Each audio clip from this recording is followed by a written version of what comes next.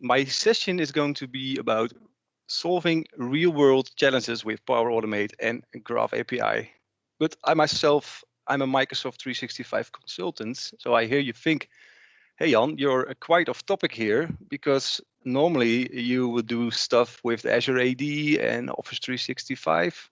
What are you doing with Power Automate and Graph API? Well, that's just the thing that I'm going to show you today. So let's see. Let me first introduce myself. As I told, I'm Jan Bakker from Netherlands. I'm a Microsoft 365 consultant. I'm also awarded in the Azure Heroes program as a content hero for all my work in the community. I'm very honored to that. You can follow me on Twitter and LinkedIn. My handles are in the slides. And also feel free to reach out to my website, to my blog post. And I got some great news to share. All the demos and the solutions that you are going to see today are also in step-to-step tutorials on my website. So if this is going way too fast for you, you have all the time after this to look it up, and I will add a slide at the end. So as I said, I'm from the Netherlands, and that is the country of cows and tulips and beer and bicycles and cheese and wooden clocks. And I often get the question, hey Jan, do you live in Amsterdam? Well, technically I do not live in Amsterdam, because Amsterdam is over here and I live over here. So it's nearly 100 kilometers away from Amsterdam, so that you know where I live, but it's not technically in Amsterdam. So as I said, today we're going to talk about solving real world challenges. And in my work as a technical consultant, I have challenges all the time.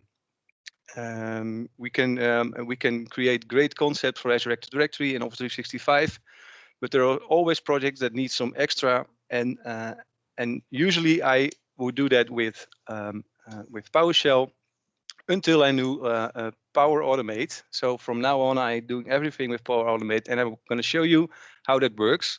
So basically, what are we going to learn today?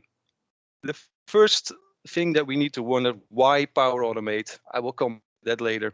Next, we're going to start with the basics, because I'm going to show you these real world challenges and solutions. But if you understand the basics of this concept, then you can probably have your own use cases and solve them just like this. So it's good to understand the basics.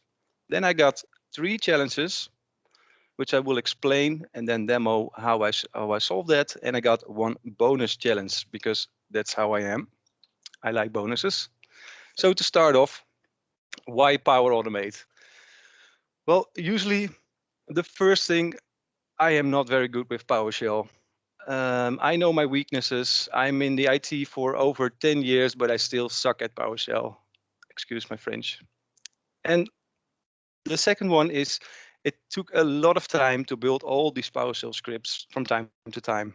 It took me a long time to learn, because me personally, PowerShell learning is hard. You might not find that, but it's just for me personally. I hate PowerShell. I'm sorry. So glad that there is Power Automate, because Power Automate is low code, it's easy, and I happen to learn it myself in maybe a few weeks. Well, and if I can learn it, then you can learn it as well. So hopefully after this session today, if you do not have any experience with Power Automate or Graph API, you can pick it up from there. So before we can talk to the Graph REST API, we need a couple of things in place. Of course, the left side, we need the Power Automate platform, because that is our building platform where we can make use of all sort of connectors. I believe there are over 400 connectors already on the platform that can use, because that's really easy to use. There are also some use cases that cannot be solved with the standard connectors. So in that case, we are going to use the HTTP connector, which then we can use to talk to the Graph REST API. But before we can talk to the Graph API, we need an Azure AD app registration as our service principal to take care of the permissions and the secrets. And we also need the application or client ID and the tenant ID in order to talk to the REST API.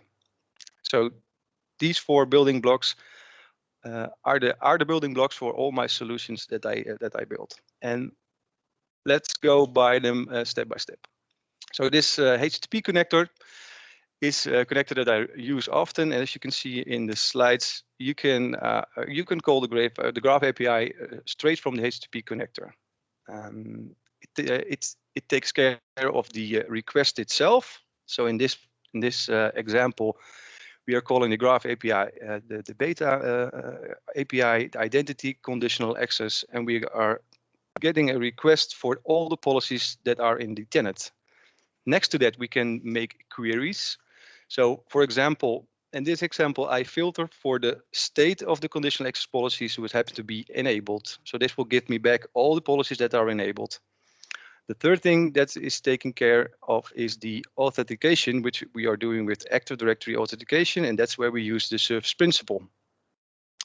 To give a quick tip, you probably should use Azure Key Vault for storing your secrets into your Power Automate flows. Otherwise, as you see in this screenshot, it will be there in plain text, and somebody could steal it and get access to your Azure Active Directory, which we obviously not want. So check out this blog post from my former colleague Jes Kamdar. He explains it really well how you can use it and to make your flows more secure. So talking about the Azure App Registration, you need to have this in place for your authentication. And you can also see the application ID, which you need in the flow, the directory or tenant ID. You can set all the API permissions and create your secret in here. So then the Graph API itself. It's a great tool for getting information out of your Azure Active Directory or your Microsoft 365 environment. It gets you all the information that you basically need. And the easiest way to get started with Graph API is to use the Graph Explorer. When I first started to learn Graph API, I played around with Graph Explorer a lot, and it helps me understand how does this work. There's recently a mailback blog post by Microsoft, and you can check that out. It's in the slides. It helps you to understand the Graph API and how you can get started. So your go-to website for the Graph API is the documentation, because in the documentation you can find a lot of information about your API calls. For example, you can learn how to do this HTTP requests. How does it needs to be formatted? There are also a couple of examples, so you don't have to start from scratch. The documentation will tell you how to do that. And there are more things on this documentation. For example, the response. When you call an API, you get a response. And if you know upfront what kind of response you can expect, it helps you to understand better how you can use it in your day-to-day work. Also, a very important thing is the permissions. Each API needs to be set by permissions, and you can either use delegated or application permissions, and that you will also find in the documentation. So go to the REST API reference guide and play around with Graph Explorer if you're not familiar with the Graph API itself. So that are the basics, and with that we are going to land on our first real-world challenge. In Azure Active Directory, there is a premium feature, and that is called dynamic groups. And dynamic groups is great for a lot of use cases. For example, with dynamic groups, you can create user groups based on attributes. I've put an example in this slide. In this example, we are making an Azure Active Directory group that contains all the users in the sales and marketing department. But you have a limited set of attributes that you can use. For example, you can use the department, as in this example, and you can use job title or country or name, or you can even use extension attributes. But my challenge during a project was, hey, I want to create an Azure Active Directory group with all the users that are enrolled for MFA, for multi-factor authentication. So there is no attribute that tells that the user is enrolled for MFA. But luckily for us, there is a API request that we can call, which is holding the MFA registration value.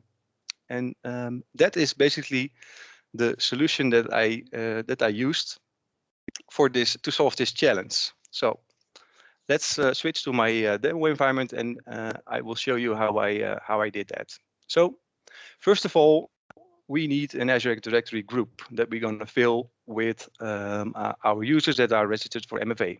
So let's see. Here in Azure Active Directory, I created a new group, and it has 0 members for now. You can see here the members tab, it's empty. So it does not have any members. And we want to fill this up with all the users that are successfully registered for Azure MFA.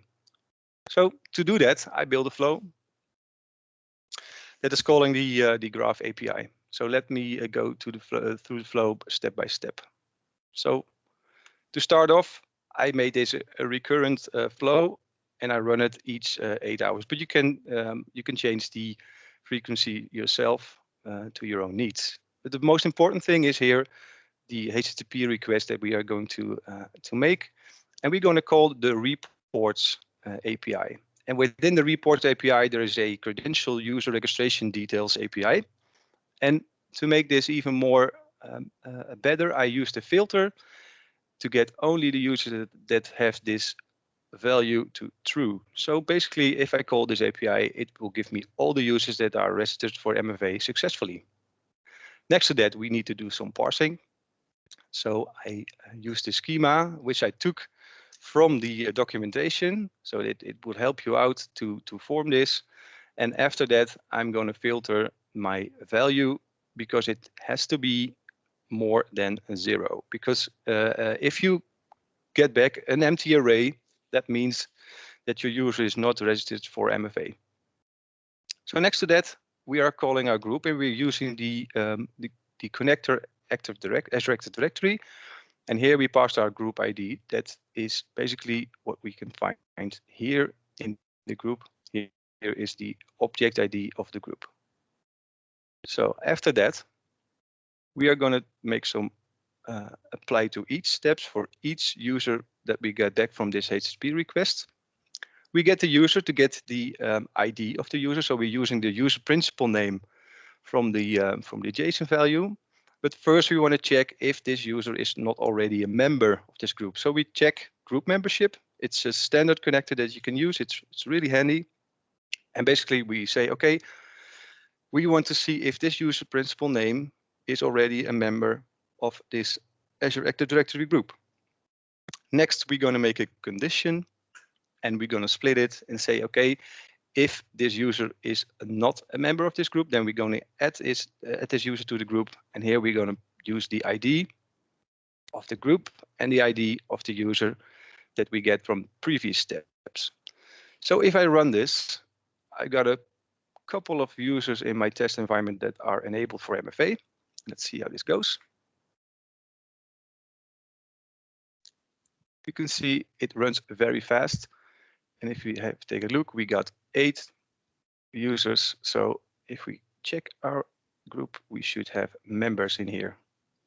So keep in mind, we have 8 members in this group now, because later on in a following demo, we have to make some more members into this group. So for now, we got 8 members in this group that are basically enabled for MFA. So that was my first challenge that I solved with the Graph API. Next is my second challenge, and I cheat a little bit. I got challenge 2A and 2B. So basically, there are more challenges in this demonstration, but it is all around Microsoft 365 licensing.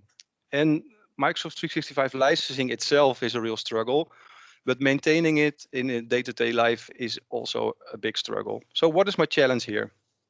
I'd like to create a self-service Office 365 license request, and I want approval from my manager before that license is attached to my user account. Because in Azure Active Directory, we use group-based licensing for the vast majority of our licenses. So for Microsoft Office 365 or for Enterprise Mobility E3, we are used group-based licensing. That means if you are a member of a group, then you get automatically the license from Azure Active Directory. But there are also in every environment a couple of licenses, for example, Power BI Pro or Visio, that needs to be added manually because as an employee, you can request that license and you have to use the service desk for that. And it can take a while before you end up with that license. So if you have to make a Power BI report, you probably have to wait for a day or maybe even more before you eventually get that Power BI license, before you can create a great license Power BI dashboards. So the challenge here is to create a self-service approval request. So what I did to build this, I created a simple user form that the user can fill in, and it's basically asking two questions.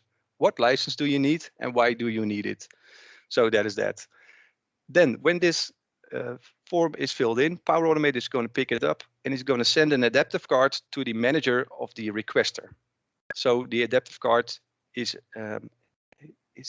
coming in to the approver, and the approver has two choices. He can either approve the request or reject the request. And based on that outcome, there are going to happen some things. So if the approver rejects the form, then there's send an email to the employee that says, hey, unfortunately, your manager did not approve. You cannot get this license. But if he approves, let's hope, then we are making use of the group-based licensing that I will show you in a minute. So first we check if the user is not already a member of this licensing group. And if not, then the flow is adding the user to the license group. And in the background, that user is then getting a license from Azure Active Directory. After that, there's an email sent to the requester that the request is approved and that the license will be added shortly. So before we can get this to work, we need some preparations. Of course, you have to set up group-based licensing. I strongly suggest that you always use group-based licensing whenever it's possible. So for a large amount of licenses, you always want to use this. And in our example, we're going to use it because it's a great feature, it's fast, and it's just a strong Azure AD feature that you want to use. Next to that, we need a form. Really easy. We have two questions. What license do you need and why do you need it? So that is really easy to set up. This is a little more tricky to set up because you need to create an adaptive card. And there's this great website, adaptivecards.io/designer, which you can use to basically create an adaptive card and then copy the payload, the payload to your flow afterwards. So I spent a couple of minutes to get this, but it's really easy to create cards. Next to that, we create a SharePoint list because every request we will want to store for reporting and auditing, so that we can see, okay, how many licenses are requested? Are those requests, are they approved? And who approved it? And why did they rejected it? So that's great for reporting and auditing. So with that in place, let's head over to our demo. First, we're going to show the Power BI license group. So I create a Power BI license group, which is attached to the Power BI license itself. So it's just an empty group. We can see it's a license Power BI Pro, and it has no members yet. So this is the first thing that you have to need in place. Next to that, there is the form. As I told earlier, it's really easy to create forms as your input for Power Automate because it really interacts. So this form is asking these two questions that you can set up really easily. After that, we need to have this SharePoint list where we are storing all the requests, and I did a few just to test it out. So this is holding the license that is requested, the justification, why do you need this license, the initiator. In this case, it's going to be my administrator account. And we also see that the approver reaction and the reason for rejection if the request is rejected. So let's go to the flow that I've built for that. And that is also a really easy flow. It has a couple of easy steps, and it all starts with the action when a response is submitted. So in here, you are going to link it to the Office 365 license request form that we made here. So that's our trigger. So when this response is submitted, it's going to grab all the details from that response that we need in our flow. So first of all, we get the responder email to look up the user in Azure Directory, because we're going to need that ID later on to put the user in the right licensing group. So here's the adaptive card. And you can see here is the adaptive card that is sent to the approver, and it has here the update message that we can see later on. So this is just really easy. And after that, there are two options that can be done. So if the request is approved or rejected, we're going to use a condition for that. So let's first take a look to if the request is rejected. So then just basically an email that says, unfortunately, your request for the license is rejected, so you cannot get this. So very sorry for you, but you cannot get this license. At the other end, if the request is approved, then we're going to need a switch, because as you can see in the form, we got 1, 2, 3, 4 possible licenses that you can request. So to make this dynamic, we're going to use a switch. So in this case, if the user chooses to request a Power BI Pro license, we're going to take this case over here. The first thing is to check the group membership if it's not already a member of that specific group. After that, if the user is not already a member of the group, the user is added, and there is also an email sent. Good news, your license request is approved. If not, if the user is already a member of the group, also an email is sent out, say, hey, you did a request, but you already are eligible for this license, so you should have this license already. So let's see how this works in real time. Let's go to the preview, and let's say I want to request a Power BI Pro license. My justification is need. So, and see ports. Let's skip this here. We're going to submit. So now basically we are triggering our Power Automate flow. So let's see how this runs. So we can see that this flow is now running. Let's open it.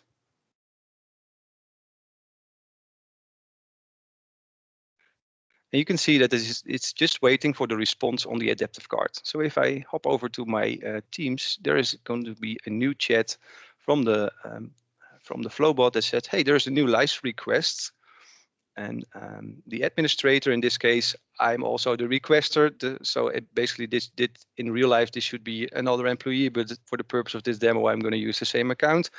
Hey, administrator account wants to request Power BI license. And here's the justification. He needs to make some fancy reports. Okay, fine. So here we can approve or reject. And if we are going to reject, we can have an explanation that also will be stored in the SharePoint list. For now, we're going to say approve. So if you go back to our flow, we can see that our flow is now running and that the condition takes place. It's going to take the switch, and then we receive an email. Let's see what it says. It says, hi, good news. Your license request is approved. The Power BI Pro license will be added within a couple of minutes. Regards, the Office 365 license team. How nice.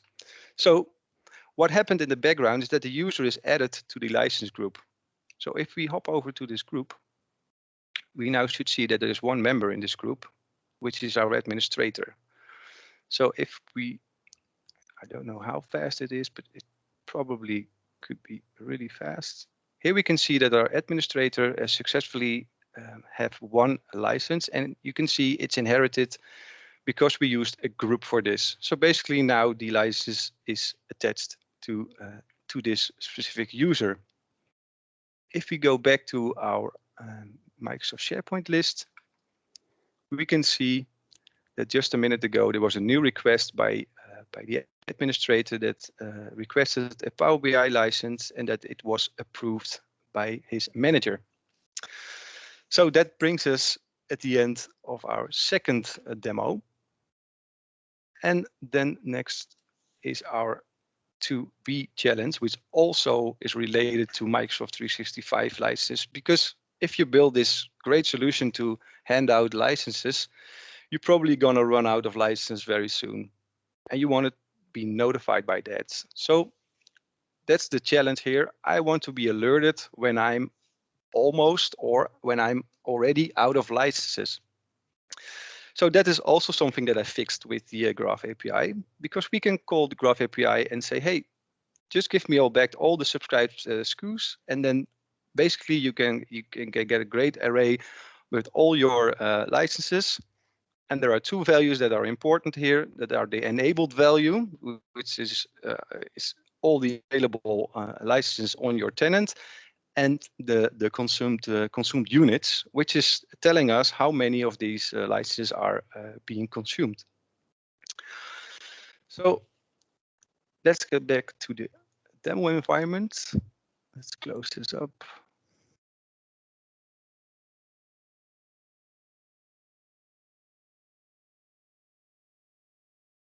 Let's go to our flow.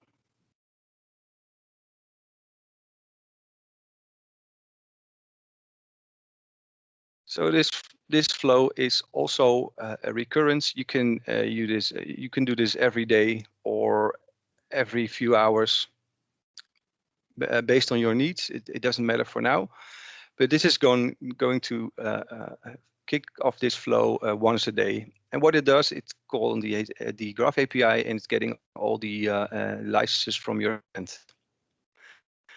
After that, we're going to do the parse JSON with the schema that we also can grab from the earlier response. And this step is very important because I filter this array for consumed units that are greater than 1. Because if you have a license that is not in use, so the consumed units is going to be 0, then you can then you cannot multiply or distract values. So that would mess up our flow. So I can show you that later on. But basically, we are going to make a few variables. So first, the threshold, because we're going to use percentage here. So we want to say, okay, I want to be alerted when my license is consumed for 90% or 80% or 95%. In this case, we are going to use 98% of the overall consumed licenses. Next, we are making a variable for the total amount of licenses, the amount that are active or consumed. And we're going to set the percentage that we're going to calculate later. So in most of the tenants, you got more than one license. So we are using a apply to each. And basically, we are getting every license, and we're going to calculate the total amount of licenses, the amount of active licenses, and then we're going to calculate the percentage that is in use. So basically, I used a very easy expression for this. I multiply the this sum, which is basically distracting all the active license from the total amount and multiplies it by 100, which gives us back the percentage of the licenses. So after that, I'm going to use a condition that says, okay, if the percentage of that license is greater than the threshold that we just set, which is 98, then we're going to send out a notification to the license administrator that says, hey, the license count for this specific license is running low. You should take some action. You should buy some more licenses from Microsoft because this is what you want to know as an administrator. So let's see if we run this. what happens? I got a few trial licenses on this tenant. So let's see how much is running low. So I got a couple of emails here, and we see that 3 of our licenses are running low. So this is the email that the administrator is receiving. In this case, for Enterprise Mobility Premium, we got a total amount of 20 licenses on our tenant, and they are all in use. So that brings us to 100% of the licenses that are currently in use. Because the threshold was 98, you get this email. So we can see that over here, that we got a total amount of 6 different license SKUs, and 3 of them are running low. That was my to-be challenge regarding Office 365 licenses. The next challenge is regarding conditional access. So I'm not sure if everybody that is in this call is familiar with conditional access. So I take this moment to briefly introduce conditional access. Basically what I say, conditional access is the firewall of Microsoft 365. With this, you can create policies that can allow or block or enforce MFA for your users. So in a day-to-day environment, there are going to be plenty of conditional access rules that are created by maybe different administrators. And the best way to do that is to deploy it as a code so that you can not make mistakes, and that you can make templates based on JSON so that you can always be sure that your policies are created the way that you want. But in reality, most administrators that I met create them manually, and there's nothing wrong with that. But you have to be careful. But if you make a mistake, for example, if you create a policy that says, okay, for every user of my environment, for every application that I have, I want to apply the block control, then you basically are going to lock everybody out and nobody can access your environment anymore. So to make sure that that does not happen, we have something like break class administrator accounts. And this administrator account is not protected with Azure MFA, because if there is an outage for Azure MFA, you can still get access to your environment to tweak the policies a little bit so that you can so that you are not locked out. Well, that's basically our challenge here. I want to make sure that every new conditional access policy that's created is containing an exclusion for that specific break glass account. So how are we going to do that? Of course, we can train our administrators and say, okay, this is the way that you make conditional access policy. But in reality, there are different administrators per tenant, and we're all humans, so we all can make mistakes. So again, the Graph API will save this, because we can call the Graph API and get all the conditional access policies. And from that, we can see, hey, there are no exclusions for this policy, so you can send out alerts when that happens. Let's go to the demo and I will show you.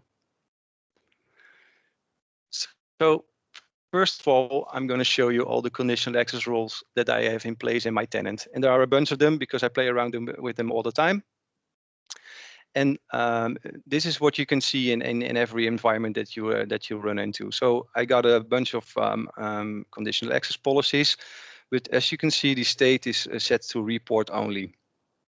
So this policy is actually not active, but it's only reporting what if I enabled this policy, what would happen. So my flow that I create for this is only filtering out the conditional access policies that are enabled. So when we run this flow right now, it would take no action because everything is good. We are not going to lock ourselves out. We have all the policies in place just like we want, but let's see what I built. So again, this, and I call it the conditional access guard. You can see it as your conditional access police. It's going to run every day. It's going to grab every conditional access policy in your environment. But as I said before, I filter on the state because I only care about the policies that are enabled, so which can harm you. Next to that, we do our parse JSON with the schema. And after that, I get the group. And this group is my exclusion group. So in this group, there's my Gray Glass administrator account that I can use to access my environment when Azure MFA has an outage or something, or when something else is wrong. So this is the group that I want to have in every enabled policy. So basically, it's going to go through all the policies, and it's going to say, okay, if the exclusion group does not contain the ID of my exclusion group, then I want to send out a notification. So when I run this now, and we know that all our policies are on report only, we're good here. So let's check out if is that correct. Let's see. We get an empty response because we filter on the state enabled. Let's get back to our conditional access policy. And I got this a real world example policy. Let's go through it real quickly. It says, okay, when Adele is accessing Office 365, she needs to do multi-factor authentication. Let's enable this policy. I forgot one thing. I forgot to exclude my exclusion group. So basically I'm wrong here, but there is the conditional access police. So let's rerun our flow and see what happens.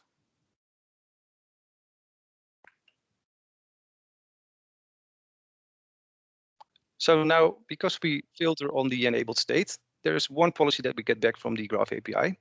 And also I get an email. Dear admin, the policy real world example policy is not configured correctly because it does not contain the conditional access exclusion group. So it holds the name of the policy, the apps that are included, the user that is included, and the control. In this case, we use MFA. So when you receive this, you can take action and say, okay, we need to investigate this because we just want to make sure that in this policy, there is also an exclusion for our exclusion group. In this case, MFA. Conditional access exclusion group. So let's fix this. So this is just the way that we want it. Let's rerun our flow again one more time.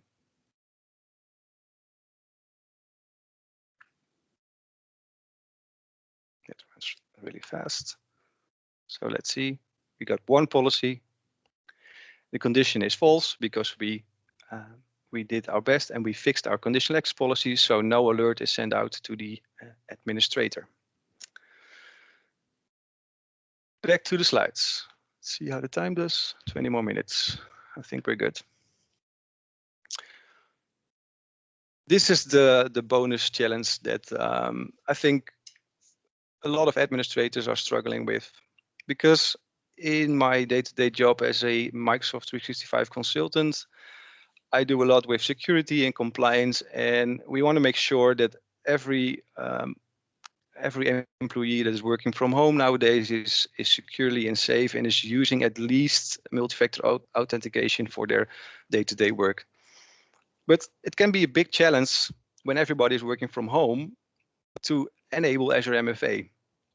So the challenge here is, how do I enable Azure MFA for my users with low impact? Because we don't want more pressure on the IT help desk these days, and we don't want to bother our users with it. So okay, you have to register for MFA, and it's hard, and I don't know how to do it. And what if the account is already compromised and the user is working from home?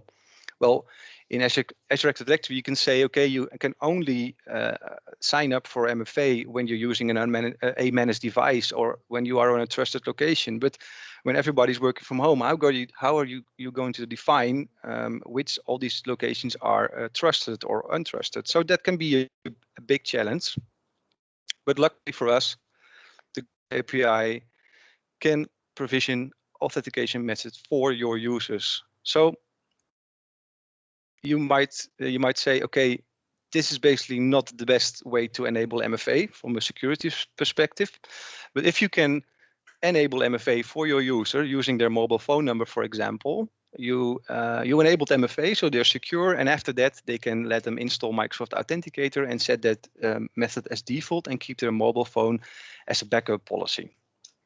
So this authentication method is set in Azure Active Directory, and when you set this this phone number, that means that if the user needs to be challenged with MFA, they're going to receive a text or a phone call on that specific phone number that you enable for that user to do a multi-factor authentication request.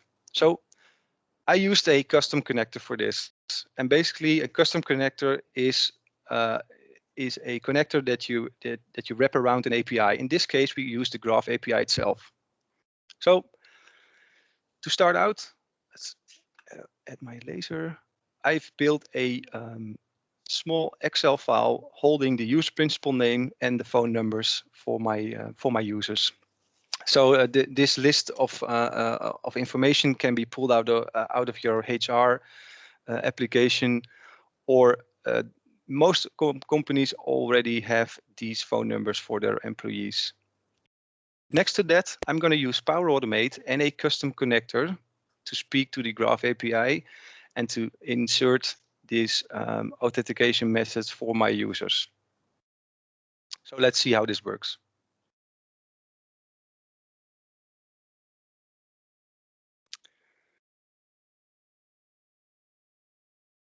Let's see Christy. So Christy is one of my employees, and as we can see, there is no authentication method enabled for this user. So that means that there is no MFA for this user. Next to that, I'm going to show you real quickly how I built this custom connector, and you can find this on my website in a step-to-step tutorial. But I use an Azure AD phone message connector that I built earlier, and basically it's just wrapping around this Graph API. So you also have to take care of security, which is basically the same when you do it inside of the flow within Power Automate. But the definition is holding all the possible actions. And if we're going to see the create phone authentication method that we're going to use, is create a new phone authentication method. And here we can see the Graph API that is calling. So we use a variable for this.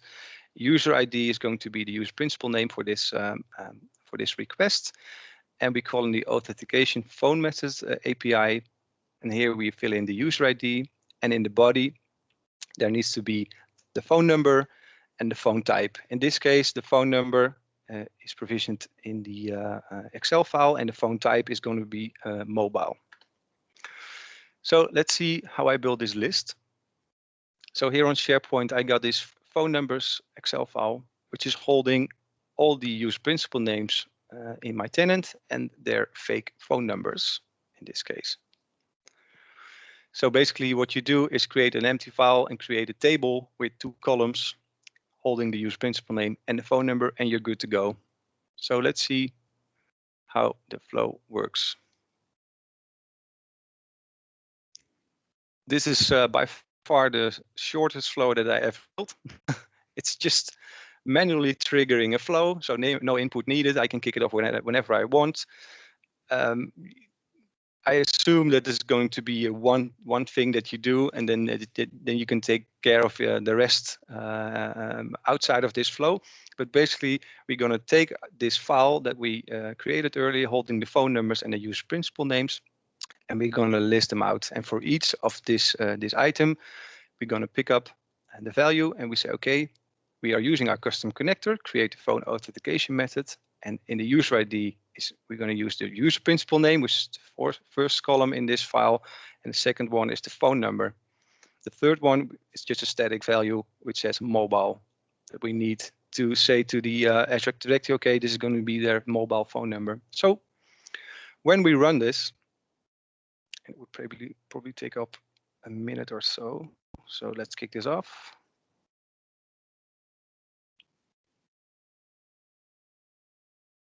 So let's see how it goes. I got 27 users in my Excel file, which you can see here. 27, and it's going to loop through each of them and add that phone number that we provisioned here in this Excel file.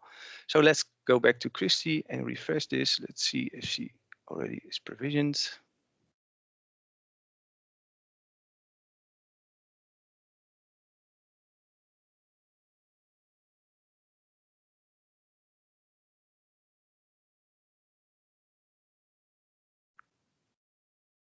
It's taking a while.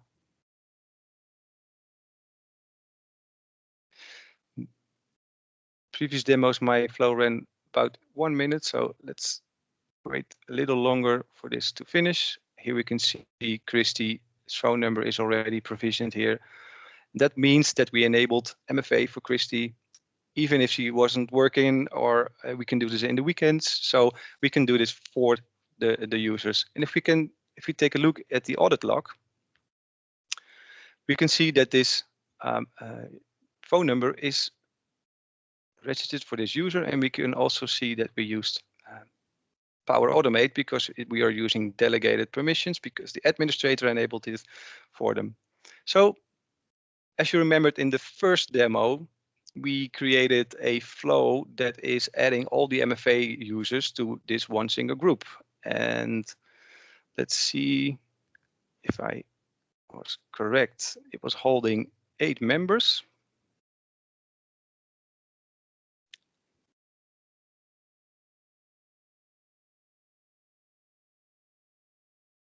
There we go. These 8 members, but we just recently enabled MFA for 27 more users. So let's go back to our first flow and kick that off one more time.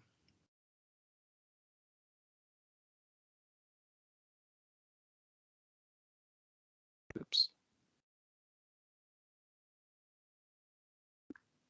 So there we go.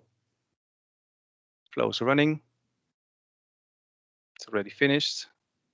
So let's go back to our MFA group and refresh. And there we go. We got all our users added to this group. So now if you go to the overview, we see that there are 25 users enabled for MFA. So this is perfect. I would expect a few more. So let's refresh. Maybe the API is a little slow here. 24 users. Okay, good for now. So that brings us back to the rest of our slides. As I said before, everything that I just showed is in step-by-step tutorials on my website. So take a look at my website. I've put them here on this slide. You can see how to build this dynamic group that we talked about earlier. And again, I'm just trying to create ideas here. So if you get the concept of grabbing information outside of the Graph API and doing something with it, then you can use this for all your other use cases. So there's also a link how to build this custom connector. You can even if there are no no standard connectors on the Power Platform, you can use the custom connector to talk to the Graph API and make anything work according to your needs. So I didn't have looked at the chat, but for me, this was my demonstration. So look at this, all these happy people. And we got 10 more minutes for answering questions, if there are any.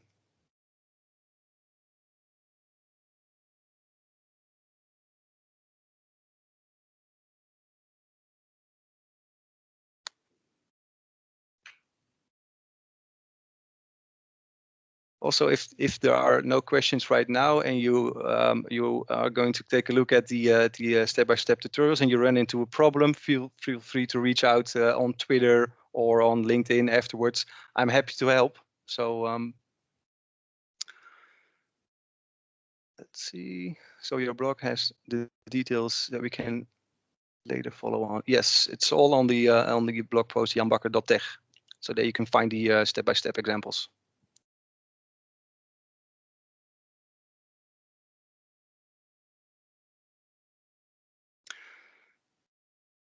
So if there are any more questions, I want to thank you and have a great weekend. Stay safe during these crazy times, and until the next one. Thank you again, Jan.